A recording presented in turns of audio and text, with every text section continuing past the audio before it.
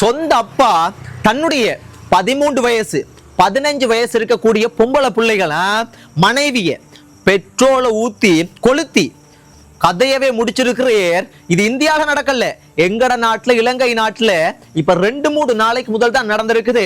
இத முழுமையா நான் உங்களுக்கு சொல்றேன். அதுக்கு முதல் இதை விட மிக மிக முக்கியமான ஒன்று இருக்கு என்றால், யாழ்ப்பாணத்துல இன்றைக்கு யாழ்ப்பாணத்துல 5 சந்தி என்று சொல்ற இடத்துல ஒரு 27 வயசு இருக்கக்கூடிய ஒரு இளைஞர் ஒருத்தர் இன்றைக்கு கைது செய்யப்படுறார். இந்த விஷயத்தை எத்தனை தடவை சொன்னாலும் எங்கட சமுதாயத்துக்கு புரிய மாட்டேங்குது, விளங்க மாட்டேங்குது. இதனுடைய உண்மையான இதனுடைய பின்னுக்கு வரப்போற விளைவுகள் விளங்க மாட்டேங்குது. அந்த இளைஞரை கைது பண்ணி என்ன தெரியுமா அவர்கிட்ட இருந்து கைப்பற்றி இருக்கிறாங்க. அந்த காவல்துறைக்கு யாழ்ப்பாணத்தில் இருக்கக்கூடிய இந்த போதைப் பொருளை தடுக்கக்கூடிய ரகசிய டீமுக்கு கிடைச்ச தகவலின் அடிப்படையில் வந்து கைது பண்ணியிருக்கிறாங்க. அவர்கிட்ட இருந்து கைப்பற்றப்பட்டது கிட்டத்தட்ட 3000 போதை மாத்திரைகள் கைப்பற்றப்பட்டிருக்குது. அப்ப அந்த நபரை விசாரிக்கும் போது, அந்த போதைப் பொருள் மாத்திரைகள் நீங்கள் யாருக்கு பிசினஸ் பண்ணுவீங்க, யாருக்கு பிசினஸ் பண்றீங்கன்னு பார்க்க போனா அவர் மெயின் டார்கெட் யார் தெரியுமா? இந்த பள்ளிக்கூடம் போற இளம் பிள்ளைகள், இளம் மாணவர்கள், மாணவிகள், இவங்களை டார்கெட் பண்ணி தான் இவங்க பிசினஸ் பண்றாங்க. இந்த 3000 போதை பொருளைய சும்மா சில நாட்கள்ல 2-3 நாள்லயே பிசினஸ் பண்ணிடுவாங்க. இதுல இருந்து இதை வித்திருந்தா அவருக்கு எவ்வளவு தெரியுமா பிசினஸ் காசு கிடைச்சிருக்கு? அதனுடைய பெருமதி கிட்டத்தட்ட 10,50,000 ரூபாய் காவல்துறை சொல்றாங்க. ஒரு 11 லட்சம் வைங்களேன்.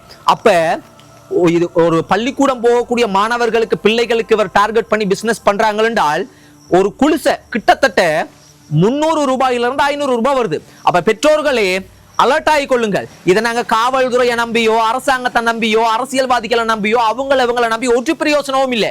ஏன் தெரியுமா? இதுக்கு பின்னுக்கு இருக்கிறது அவங்கள்தான். அவங்களால இதை கட்டுப்படுத்த முடியலடா, யாரால கட்டுப்படுத்துறது?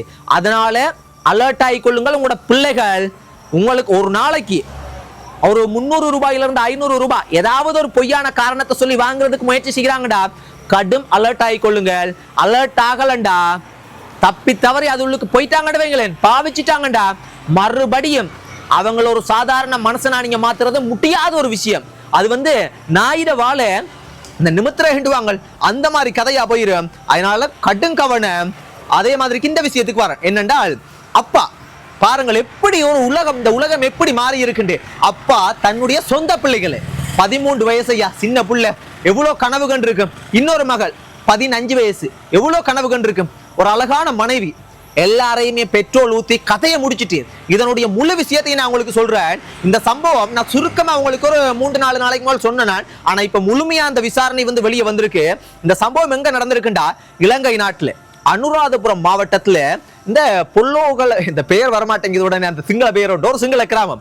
அங்க அழகான குடும்பம் பாருங்கள். இவர் ஒரு தந்தை கட்டும் குடிக்கிறது, அட்டகாசம் பண்றது, சிக்கல் பண்றது. அவரும் உயிரோட இல்லை, இருந்தாலும் நான் இது ஒரு விழிப்புணர்வுக்காக சொல்றேன். கடும் அட்டகாசம். அப்ப இவர குடும்பத்துல யார் யார் இருக்காங்கண்டா, இந்த பெட்ரோல் ஊத்தி கொளுத்தின இந்த தந்தை, அவர் மனைவிக்கு 36 வயசு, அவங்களுக்கு 2 மகள், ஒரு மகளுக்கு 13 வயசு, இன்னொரு மகளுக்கு 15 வயசு, இன்னொரு மகன் இருக்கிறாங்க, மகனுக்கு 20 வயசு. அப்ப இதுதான் இவங்களோட அழகான குடும்பம். ஆனா இவர் குடிச்சிட்டு நிறைய இதுண்டு சிக்கல், சந்தேகப்படுறது, அப்படி இப்படி மோசமான விஷயங்களால தாங்க முடியாம என்ன செஞ்சிருக்காங்கடா, போலீஸ்ல கம்ப்ளைண்ட் கொடுத்திருக்காங்க. ஒரே குடும்பத்துல சிக்கல், கிட்டத்தட்ட ஒரு சின்ன ஒரு பிரேக் கொண்டு வந்திருக்கு. அப்படின்னா மாமியாரோட வந்து வீட்டு இருந்திருக்காங்க. அப்ப சின்ன ஒரு பிரிவெண்ட் உங்களுக்கு ஏற்பட்டிருக்கு. ஆனா இதனுடைய உண்மையான பிரச்சனை என்னன்னு எனக்கு தெரியல. ஆனா இதை நம்ம கன்ஃபார்ம் பண்ணாம உண்மையாகவே இருந்தா கூட இதெல்லாம் நம்ம கதைக்க முடியாது தானே. அது சந்தேகம், அது இதுன்னு 1000 பிரச்சனை இருக்கு. அப்ப என்ன நடந்திருக்குண்டா, சின்ன ஒரு கேப் இவங்களுக்கு வந்திருக்கு. அப்ப கணவர் மாமியார் வீட்டை, மனைவி எல்லாருமே இருந்திருக்காங்க. அப்ப கணவர் என்ன செஞ்சிருக்காருடா, இவர 13 வயசு இருக்கக்கூடிய மகளுக்கு பிறந்த நாளா பாருங்கள். அப்ப கேக் அது இதெல்லாம் வாங்கி கொண்டு வந்து அந்த வீட்டை எல்லாம் கேக்கெல்லாம் வெட்டி சந்தோஷமா மகிழ்ச்சியா கேக்கெல்லாம் வெட்டி நல்லா ஜாலியா செலிப்ரேட் பண்ணிருக்காங்க. சந்தோஷமா இருந்திருக்கு. ஆனா சந்தோஷமா இருந்தாலும் அவர் இப்ப இவங்களோட பக்கமும் தவறு இருக்கோ என்னமோ எனக்கு தெரியல. ஆனா அவர் எல்லாம் முடிஞ்சோன்னா வீட்டை விட்டு வெளியேறு, அதாவது போயிட்டு வர நிட்டு போறேன். அப்ப அவங்களோட இல்ல, அதுலயே புரிஞ்சுக்கொள்ளலாம். அப்ப சிக்கல் ஒன்று இருக்கு. போறேன். அப்ப இவர் என்ன செஞ்சிருக்காருண்டா, போற மாதிரி போயிட்டு போகல, இவர் வெளியே அவர் வாகனத்தை வந்து எடுக்கிற மாதிரி எடுத்துட்டு ஒளிஞ்சிருந்து இருக்கிறார். அப்ப இவர் ஒரு பிளான்ல இருந்திருக்கிறார். அப்ப ஒரு பெரிய ஒரு கர்வம் இருந்திருக்கும் போல, ஈகோ, பெரிய கர்வம், பெரிய ஏதோ வந்து அவர மனசை தாக்கக்கூடிய சிக்கல் ஏற்பட்டிருக்கு. ஆனாலும் அதை நாங்கள் நியாயப்படுத்த முடியாது. மிகப்பெரிய தவறு என்ன செய்திருக்கேன்டா, இவங்க எல்லாம் தூங்கும் வரைக்கும் பார்த்திருந்துட்டு எல்லாரும் தூங்கணும்னு லைட் எல்லாம் ஆஃப் பண்ணோன்னு இவர் என்ன செய்திருக்கிறேன் என்றால், இதை நான் சும்மா இந்த வாய்க்கு வந்த மாதிரி சொல்ல இல்லை, இன்வெஸ்டிகேஷன்ல முழுமையான விசாரணையை படிச்சு தெரிஞ்சதன் பிற்பாடு தான் சொல்றேன். அப்ப இவர் அவங்களோட வீடு மேல்மாடி வீடு, அந்த வீட்டுல அந்த மேல்மாடி வீட்டுல ஏறி மரத்தை பிடிச்சி அதை பிடிச்சி எதை பிடிச்ச ஒரு வழியா ஏறி அவங்க படுத்து தூங்குற ரூமுள்ளுக்கு போய், அப்படின்னா நான் நினைக்கிறேன் வந்து பிறந்தநாள் கொண்டாடும் போதே அது இதெல்லாம் செட்டப் பண்ணி எல்லாமே வந்து பக்காவா பிளான் பண்ணிட்டே போய் பெட்ரோலை ஊத்தி ரூம் முழுக்க பத்த வச்சிருக்கு பாருங்க. கொஞ்சம் கூட மனசுல ஒரு கொஞ்சம் கூட ஒரு மனசாட்சி இல்ல. சரி எனக்கு விருப்பம் இல்லைண்டா விட்டுட்டு போயிடணும். ஆனா பெட்ரோலை ஊத்தி எரிச்சிருக்கிறேன். அப்ப அந்த ஸ்பாட்லயே மகன் மட்டும் வீட்டு இல்ல போல, மகன் மட்டும் வெளியே எங்கேயே இருந்திருக்கிறேன். அப்ப அந்த ஸ்பாட்லயே 13 வயசு இருக்கக்கூடிய தன்னுடைய மகளும் தந்தையும் அந்த ஸ்பாட்லயே கருகி எரிஞ்சு இறந்துடுறாங்க. மகன் அக்கம் பக்கத்துல இருக்கிறவங்க எல்லாம் தெரிஞ்சு வந்து முடிஞ்ச அளவுக்கு காப்பாத்துறதுக்கு முயற்சி செய்து மனைவிய, இன்னொரு மகள் இருக்காங்க 15 வயசு இருக்கக்கூடிய மகள், மாமியார், இவங்க எல்லாரையுமே அதே மாதிரி காப்பாற்ற முயற்சி செய்த மகன் எல்லாருமே ஹாஸ்பிட்டல்ல அதிதீவிர சிகிச்சை பிரிவுல வந்து அட்மிட் பண்ணப்படுறாங்க. ஆனா அந்த இடத்துலயே அப்பா 13 வயசு இருக்கக்கூடிய மகள் அந்த இடத்துல இறந்து போறாங்க. அதன் பிறகு ட்ரீட்மெண்ட் போகுது பாருங்கள், அவரை மறந்துட்டு. அப்ப என்னையா சாதிச்சிங்க, என்ன சாதிச்சிங்க, இதெல்லாம் என்ன எண்ணம்? அப்ப இதுக்கு பின்னுக்கு நாங்க பார்க்க போனோம்னா ஏன் இப்படி தோணுதுண்டா, குடிக்கிற பழக்கம், இன்னும் தவறான எண்ணங்கள், தவறான பழக்க வழக்கம் இருந்தா எங்களை அப்படித்தான் கொண்டு போகும். ஒரு நாசமாக்கணும், குடும்பத்தை சீரழிக்கணும், நாங்கள் இந்த உலகத்தை விட்டு பிரிஞ்சு போகணும், உயிர் எடுக்கணும், அதை எடுக்கணும், இதை எடுக்கணும், தவறான சிந்தனைகள் தான் வரும்.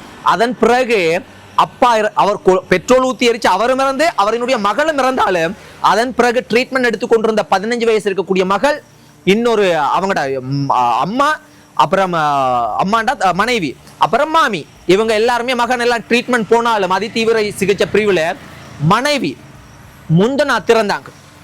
சக்சஸ்ஃபுல் இல்லாம ட்ரீட்மெண்ட் வந்து சக்சஸ்ஃபுல் இல்லாம அது அவங்க இறந்துட்டாங்க. நேத்து அந்த 15 வயசு இருக்கக்கூடிய இன்னும் ஒரு மகள் அவங்களும் இறந்துட்டாங்க. யோசிச்சு பாருங்க.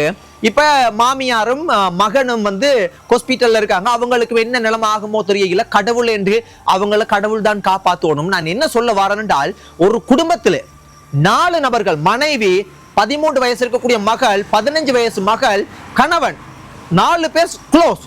இதற்கு பின்னுக்கு இருக்கிறது என்னது? குடி போதை, சரியான புரிந்துணர்வு இல்லை, ஈகோ, சந்தேகம், ஒரு இப்படி ஒரு மனுஷன் இருக்கிற கெட்ட உணர்வுகளை பாருங்க.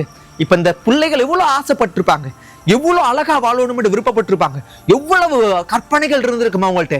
ஆனா அவ்வளவு சுக்கு நூறாகி அந்த நெருப்போட சாம்பல் ஆகி இருக்குது.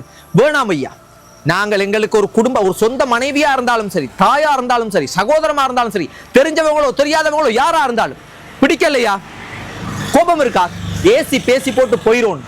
அவங்களோட உயிரை எடுக்கிறதுக்கோ அத்துமீறி அவங்களோட நாங்க வந்து கட்டாயப்படுத்தி கம்பல் பண்ணி எல்லாம் வாழ முடியாது. அது பிழை, அது தவறு, அது மிக மிக மோசமான மனிதன் செய்யக்கூடிய செயல் இல்லை. எனக்கு தெரிஞ்சு இந்த மாதிரியான சிக்கலெல்லாம் ஏன் வருதுண்டா, ஒரு சிறந்த மனிதனால செய்ய முடியாது.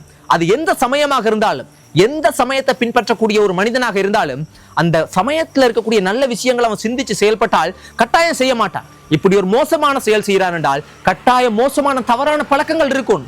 ஆனா அந்த தந்தையும் சேர்ந்து இறந்திருக்கேன். வேணாம் அம்மா, இந்த மாதிரியான பழக்க வழக்கங்களை கைவிடுங்க. இந்த காணொலியை பார்க்கிற உங்களுக்கு குடும்பத்துல 1000 பிரச்சனை வரலாம், 1000 சிக்கல் வரலாம், 1000 பிடிக்கலண்டா பிரிஞ்சு போங்க. எதையும் செய்து தவறான வேலைகளுக்கு முயற்சி செய்யாதீங்க. இதை தான் சொல்ல முடியும். கவனம் சொந்தங்களே, கடும் கவனமாக இருங்க. நன்றி.